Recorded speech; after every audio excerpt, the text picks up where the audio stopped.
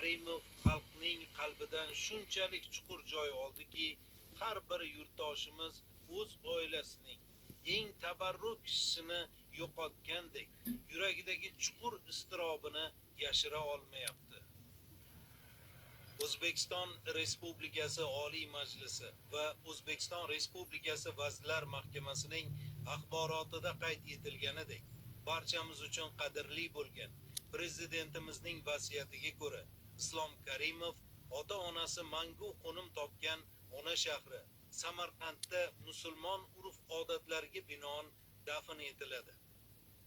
O'zbekiston Respublikasi Oliy Majlisi Qonunchilik palatasi kengashi, O'zbekiston Respublikasi Oliy Majlisi Senati kengashi va O'zbekiston Respublikasi Vazirlar Mahkamasi O'zbekiston Respublikasining birinchi prezidenti Islom Abdug'aniyevich Karimovning dafn marosimini o'tkazish bo'yicha davlat komissiyasi tashkil etildi.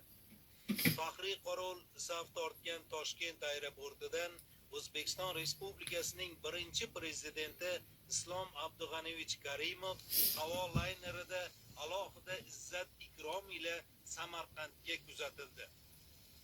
O'zbekiston Respublikasining birinchi prezidenti Islom Abdug'aniyevich Karimovning dafn marosimlari haqida axborotning keyingi dasturlarida berib boramiz.